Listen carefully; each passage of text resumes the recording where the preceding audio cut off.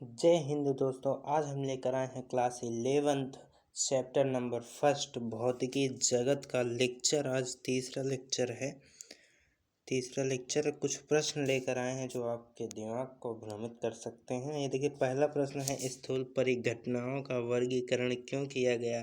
क्या आप जानते हैं यांत्रिकी क्या है? यांत्रिकी किससे संबंधित है? यांत्रिकी किस नियम पर आधारित है? यांत्रिकी में कौन सी भौतिक राशि है? यांत्रिकी से संबंधित समस्याएं क्या हैं? लेकिन आप ये तो जानते ही होंगे कि भारत के गृह मंत्री जो अमित सिंह हैं, अमित सिंह कौन है, ये क्या हैं, किस पद पे हैं? तो ये जो है गृह मंत्री हैं। इनका संबंध किससे है? आप इच्छा बहुत रखते हैं ऐसे महान महान पुरुष या व्यक्तियों के संबंध किससे हैं, या फिर इनके गुण क्या हैं, या फिर उनकी कमियां क्या हैं। इन सब के बारे में जानकारी रखना आप बहुत ही पसंद करते हैं, लेकिन आप ये नहीं पसंद करते कि यांत्रिकी क्या है, यांत्रिकी का किससे संबंध है, यांत्रिकी किस नियम पर आधारित है, यांत्रिकी में कौन सी भौतिक राशि है, यांत्रिकी से संबंधित समस्याएं क्या हैं। शायद ये भी आपको पता होता तो आज ये आम बातें होती, सबको पता होता। ये देखते हैं, यदि आपको इन प्रश्नों का उत्तर जानना है तो वीडियो को शुरू से अंत तक ज़रूर देखें। नेक्स्ट स्लाइड पे हम तुलना करेंगे कि लोकतांत्रिक देश और फिजिक्स में। पहले भी हमने क्या किया था? तुलना ही किया था। क्या किया था सर? देश की तुलना की थी। देश की हमने क्या किया था? तुलना की थी देश से। फिजिक्स की तुलना हमने देश से की थी। किसकी तुलना? फिजिक्स की। पहले भी हमने प्रधानमंत्री और राष्ट्रपति का नाम इस फिजिक्स में बता चुके हैं हम। आज जो हम लेकर आए हैं कि आखिर वर्गीकरण किस लिए किया गया है, जो पार्ट क्यों। देखिए, किसी देश है, कोई देश है, देश को चलाना है या फिर विकसित बनाना है। विकसित बनाने के लिए किसको? देश को। जनता, नंबर 2 पॉइंट, जनता को खुश रखने के लिए, जनता को खुश रखने के लिए और विकसित बनाने के लिए। साथ ही साथ थर्ड पॉइंट जो है, जनता को खुश रखने के लिए और सुचारू रूप से देश चलाने के लिए। सुचारू रूप से देश चलाने के लिए। कहानी को गौर से सुनिएगा। सर क्या बनाए गए हैं? मंत्रिमंडल। मंत्रिमंडल होता है ना, मंत्री बनाए गए हैं। एक तरफ सारे कार्य रखे गए हैं और एक तरफ मंत्रियों के नाम। इधर मंत्री के नाम तो उधर कार्य, यही सब रखा गया है ना। इधर देश के कार्य रखे गए हैं और इस तरफ मंत्री हैं जो कि कार्य करते हैं ताकि जिससे देश सुचारू रूप से चल सके। उसी प्रकार से फिजिक्स में भी है। उसी प्रकार से क्या है? फिजिक्स में भी है। उसी प्रकार वही पैटर्न है, सेम वही है, फिजिक्स में है कि जो प्राकृतिक घटनाएं हैं, प्राकृतिक घटनाओं को एक तरफ रख दिया गया, प्राकृतिक घटनाओं को एक तरफ रख दिया गया और उनको एक नया नाम दे दिया गया, नया नाम दे दिया गया, खास नाम दे दिया गया। बस यही है। ताकि किस लिए किया गया? ताकि हम फिजिक्स को समझ सकें। फिजिक्स का हम क्या कर सकें सर? अध्ययन कर सकें, अच्छे से समझ सकें। इसलिए क्या किया गया है? प्राकृतिक घटनाओं को एक तरफ रखा गया और उसे नया नाम दिया गया। जिस प्रकार ये देखते हैं, समझ लेते हैं जो नेक्स्ट स्लाइड पे कि किस प्रकार से। देखिए, लोकतांत्रिक देश और फिजिक्स की यहाँ तुलना की गई है। लोकतांत्रिक देश, किसी लोकतांत्रिक देश को विकसित बनाने के लिए, सुचारू रूप से चलाने के लिए, जनता को खुश रखने के लिए देश के सभी कार्यों को एक तरफ रखा गया है और उनका एक एक आदमी को, उन पद पर एक एक आदमी की नियुक्ति की गई है, जिससे देश में जो कार्य हैं वो हो सकें और जो है आसानी से देश विकसित हो सके। जैसे कि गृह मंत्री जो हैं, कौन है? गृह मंत्री हैं अमित सिंह। गृह मंत्री हैं अमित सिंह। जैसे यहाँ है वैसे ही सेम फिजिक्स में है। गृह मंत्री अमित सिंह, बस वहाँ व्यक्ति नहीं है, वहाँ शब्द हैं सर, नहीं तो आप व्यक्ति ढूंढने लगे। तो यहाँ गृह मंत्री अमित सिंह हैं। अब समझने का प्रयास करिए यहाँ, और यहाँ क्या है, ठीक इसी प्रकार फिजिक्स में सभी प्राकृतिक घटनाओं को समझने, सीखने और अध्ययन करने के लिए सभी प्राकृतिक घटनाओं को एक तरफ रखा गया है और उनको एक नया नाम है। नया नाम क्या है? यही यांत्रिकी है। ठोस जैसे द्रव्य है, द्रव्य की अवस्थाएं ठोस, द्रव, गैस हैं, इनका अध्ययन हमें करना है। तो इनका अध्ययन करने के लिए अब यहाँ पर क्या इतना बड़ा लिखें कि द्रव्य का अध्ययन करने के लिए यहाँ ठोस, द्रव, गैस, अगर इसको हटा दिया जाए तो यही सब रहेगा। ऊष्मा का ऊर्जा में रूपांतरण, ठीक। अगर एक बात मानो, ये अगर नहीं है, मान लो ये पूरा ये सब नहीं है, हम इनको क्या कर दे रहे हैं, कलर कर दे रहे हैं। मानो ये सब अभी नहीं है, ठीक, अभी के लिए ये सब नहीं है। अब देखो इतने बड़े बड़े नाम हो गए हैं। अब इनको, जो इतने बड़े नाम हैं, इनको पढ़ने और लिखने, ऊष्मा का ऊर्जा में रूपांतरण और स्थानांतरण के कारण इतना बड़ा लिखना पड़ेगा। प्रकाश का परावर्तन और अपवर्तन क्या है? विवर्तन का अध्ययन करना पड़ता है। आवेशित चुंबकित वस्तुओं से संबंधित घटनाएं। तो इन बड़े नामों को, जो इतने बड़े नाम हैं, वस्तुओं के कंपन एवं उत्पन्न विक्षोभ, इन नामों को छोटा करने के लिए, ताकि छोटा कर दिया जाए, शाखा बांट दी गई है भौतिक विज्ञान की, छोटा करने के लिए ये नाम दे दिया गया कि भाई आज से हम क्या करेंगे कि जब हमें द्रव्य का अध्ययन करना होगा तो यांत्रिकी के अंतर्गत ऊष्मा का ऊर्जा में रूपांतरण और स्थानांतरण के कारण, तो ऊष्मागतिकी के अंदर, ये हमने पिछले वीडियो में बताया था। लेकिन आज ये बात है कि क्या ऊष्मा का ऊर्जा में रूपांतरण और स्थानांतरण के कारण हम यांत्रिकी में पढ़ सकते हैं?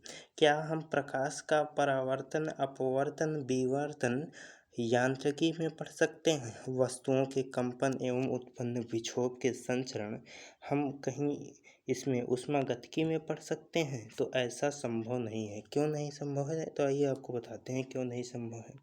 देखिए, अब जब प्रधानमंत्री को जानकारी करना होगा, प्रधानमंत्री हैं, अब उनके मंत्रिमंडल है, ठीक, अब उनको जानकारी करना है उर्वरक यानी खाद के विषय में, उर्वरक खाद के विषय में।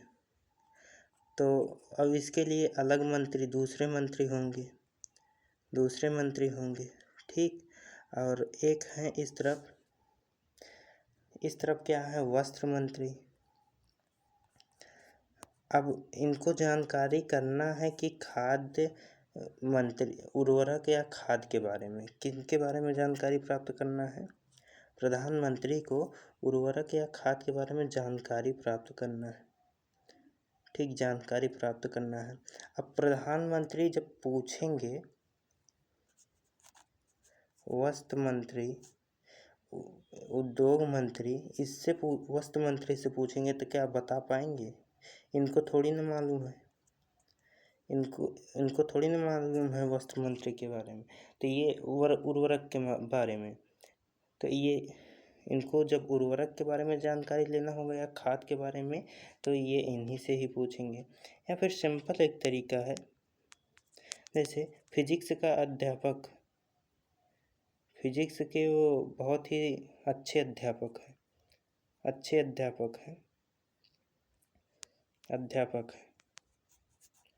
आप उनको बोल लो कि वो संस्कृत पढ़ाएं, तो क्या संस्कृत पढ़ाएं? ऐसा संभव है? संभव नहीं है। क्यों? क्योंकि वो फिजिक्स के अच्छे टीचर हैं, तो फिजिक्स ही पढ़ाएंगे, संस्कृत थोड़ी ना पढ़ा पाएंगे। उसी प्रकार से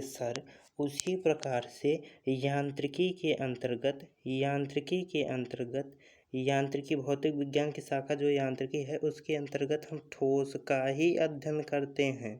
यानी ठोस ये तो अवस्था है, यानी हम द्रव्य का ही अध्ययन करते हैं। किसका अध्ययन करते हैं? द्रव्य का अध्ययन करते हैं, द्रव्य मतलब ठोस, द्रव, गैस का ही अध्ययन करते हैं। इसके अंतर्गत द्रव्य का अध्ययन करते हैं। ऊष्मागतिकी जो है, उसके अंतर्गत हम ऊष्मा के जो कारण या जो कुछ भी हैं उनका ही अध्ययन करते हैं। तो ये समझ में आ गया होगा कि ऊष्मागतिकी के अंतर्गत हम ऊष्मा का ऊर्जा में रूपांतरण और स्थानांतरण का ही अध्ययन करेंगे। प्रकाशिकी के अंतर्गत हम प्रकाश परावर्तन अपवर्तन का ही अध्ययन करेंगे और वैद्युत गति इस सब के अंतर्गत इसी का अध्ययन करेंगे। ये नेक्स्ट स्लाइड पे देखते हैं यांत्रिकी क्या है। आज हम इसलिए इसी पर खास वीडियो लेकर आए थे कि यांत्रिकी क्या है, तो ये समझते हैं यांत्रिकी क्या है। देखिए, इसमें द्रव्य, ठोस, द्रव, गैस के नियमों का अध्ययन किया जाता है। विज्ञान की वह शाखा जिसके अंतर्गत द्रव्य का क्या किया जाए, अध्ययन किया जाए, वही क्या है, यांत्रिकी है, मैकेनिक्स है। पहले इसकी स्पेलिंग याद करने के ट्रिक कि हम इसकी स्पेलिंग कैसे याद करें। क्या बोल रहा है सर? मैकेनिक्स नाम सुने होंगे आप, पुराना नहीं है। मैकेनिक्स है, इसको मिटाओ भाई, मैकेनिक्स है। अब ये हो गया कैनिक्स। ठीक, स्पेलिंग पे तो हम वैसे बहुत ट्रिक देते रहते हैं। माँ का तुमने लिखा यम, का है यानी CH ले लो सर। ए की मात्रा है AI होना चाहिए, लेकिन खाली ए लो। अब एनिक्स ना है यानी यन लो, ना पे छोटी की मात्रा है आई ले लो, का है C ले लो, यस सा है, यस मैकेनिक्स ये बन गया। ये देखते हैं। अब आइए समझते हैं मैकेनिक्स इस तरह स्पेलिंग हो गई। किस पर आधारित। देखिए, यांत्रिकी के अंतर्गत ठोस यानी द्रव्य का अध्ययन किया जाता है, ठोस, द्रव, गैस के नियमों का अध्ययन किया जाता है। और किस पर आधारित है, तो यह न्यूटन के गति के नियम और गुरुत्वाकर्षण के नियम। ये मंत्री, इसको हमने मंत्री की उपाधि क्यों दी? ये भी तो एक आदमी ही है, समझ लो, आदमी ही है। इसके संबंध हैं, ये किस पर आधारित है, भौतिक राशियां हैं, तो आदमी ही है। इससे कमियां हैं, हमने पहले ही स्लाइड पे बता दिया कि ये भी एक आदमी ही है, तो मंत्री ही तो होगा ही मतलब आदमी का कुछ काम, इसके कुछ गुण इसके अंदर हैं जैसे। तो अब बात आता है, प्रश्न जो आता है पेपर में, प्रश्न बन सकता है कि किस पर आधारित है यांत्रिकी। न्यूटन के गति के नियम और गुरुत्वाकर्षण के नियम पर आधारित है। यांत्रिकी का संबंध किससे है, तो कणों से है। दृढ़ एवं विरूपणशील पिंडों तथा कणों के व्यापक निकायों की गति से होता है। इनमें किन भौतिक राशियों का प्रयोग होता है, तो सर इसमें द्रव्यमान, जड़त्व, बल, ऊर्जा, शक्ति इत्यादि भौतिक राशियों की व्याख्या की जाती है। जैसे हमने बताया, अभी वहाँ पर गृह मंत्री कौन थे? अमित सिंह थे। तो लोगों की इच्छा होती है अमित सिंह कौन है, तो वैसे भी यांत्रिकी भी क्या है, कौन है, क्या है यांत्रिकी, कौन है, तो भौतिक विज्ञान की शाखा है। अब यांत्रिकी के अंतर्गत क्या किया जाता है, तो ये द्रव्य का अध्ययन कराती है, यानी द्रव्य की अवस्थाएं, ठोस, द्रव, गैस के नियमों का अध्ययन कराती है। यांत्रिकी का संबंध किससे है, तो कणों, दृढ़ एवं विरूपणशील पिंडों तथा कणों के व्यापक निकायों की गति से होता है। इसमें कौन सी भौतिक राशियाँ प्रयोग की जाती हैं, तो द्रव्यमान, जड़त्व। ये चीज़ आप ध्यान में रखिए, क्योंकि इसमें यही भौतिक राशियों का ही प्रयोग किया जाता है। ये पूरी की पूरी जड़ है क्लास 11th में कि हम फिजिक्स में क्या पढ़ेंगे, यही है। द्रव्यमान, जड़त्व जैसी राशियाँ, बल जैसी राशियाँ, ऊर्जा, शक्ति इत्यादि भौतिक राशियों की व्याख्या की जाती है। इसी यांत्रिकी में किस भौतिक विज्ञान की शाखा में, भौतिक विज्ञान के यांत्रिकी नामक शाखा में ही द्रव्यमान, जड़त्व, बल, ऊर्जा, शक्ति इत्यादि भौतिक राशियों का व्याख्या किया जाता है। ये नेक्स्ट स्लाइड पे देखते हैं कि यांत्रिकी से संबंधित कुछ समस्याएं भी हैं। जैसे अमित सिंह गृह मंत्री हैं, तो कुछ लोग उनको पसंद करते हैं, कुछ लोग नापसंद भी करते हैं, तो वैसे यहाँ पर भी है। तो इससे संबंधित कुछ समस्याएं भी हैं। जेट के रूप में निष्कासित गैसों द्वारा रॉकेट का रोदन होता है।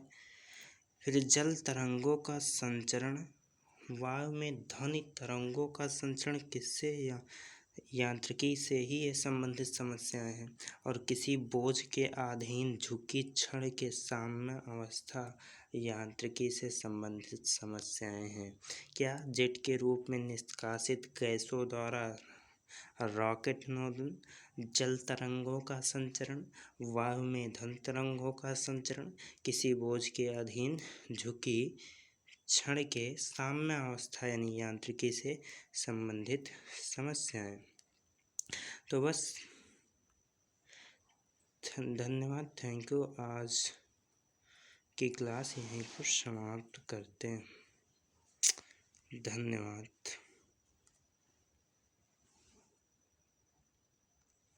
इसी प्रकार हम पढ़ेंगे ऊष्मागतिकी क्या है। अगले जब लेक्चर लेकर आएंगे हम अगला वीडियो, तो ऊष्मागतिकी क्या है,